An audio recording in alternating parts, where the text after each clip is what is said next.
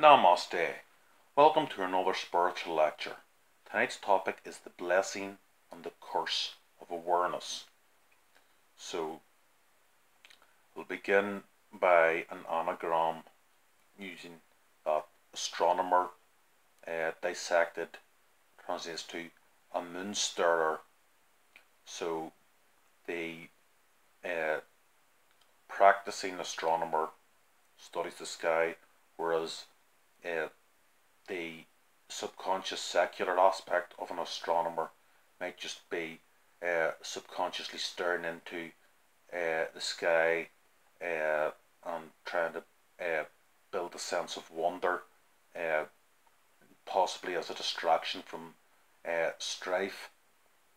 Because I believe a lot of things that we physically uh, and literally don't do, we can be in essence. And the beauty of being blind or unaware to something is we don't know that we're doing it, but it could be more modest than, say, physically or consciously making the effort and then having to deal with disappointment. So sometimes it can feel more organic and natural just to not know and just blindly go with the ebb and flow. Now, I'm taking the word astronomer from a scientific point of view as being an investigation of aesthetic. Now, in the schools of philosophy, aesthetic is the concern of beauty. Now, in this case, we're talking about the concern of beauty from an organic perspective, in contrast to aesthetic typically derived as an adoration of something that one has created to satisfy the sensories, most typically with visual arts or music.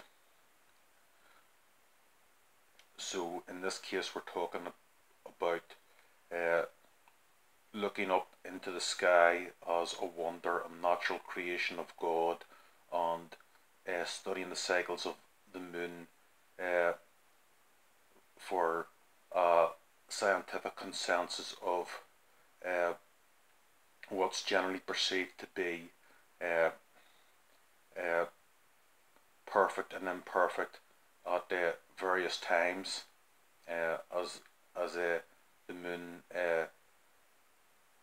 develops and diminishes, and uh, sometimes uh, the blessing of, say, lack of knowledge is just to be acceptant and not contest. So consequently, we focus on the now and accept God as factual and functioning as omnipresent, which appears in nature in various guises. So that would be omnipotent, and we accept nature as an organic church where sun and moon are natural light, and a transparency of the grand architect, which would be an allegorical definition of who or what one chooses to define as God or a supreme uh, creator of a universe which is uh, existent and subjective within confines and more prevalent in different cultures and parts of the world.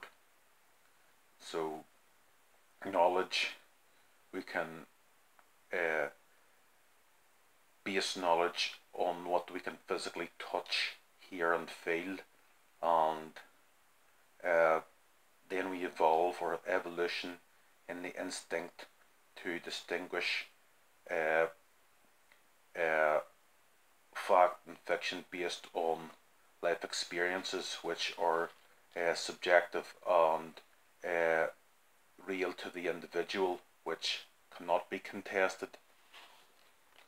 And then comes belief and boundaries, and with belief and boundaries comes the divine law of contradiction.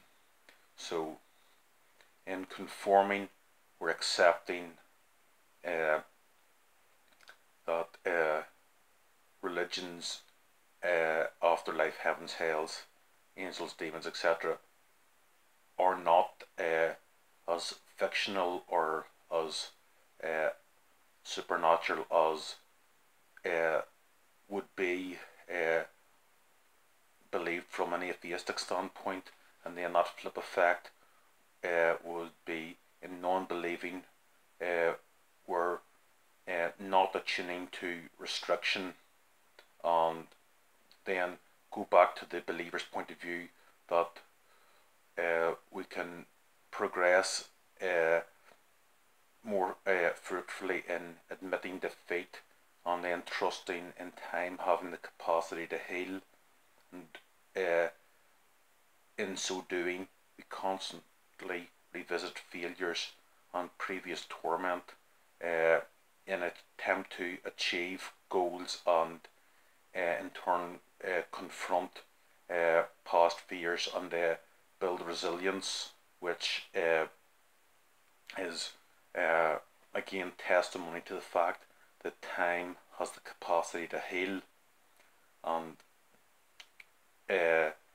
faith and confidence could be evident in the night sky. So when we see a full moon, that's a scientific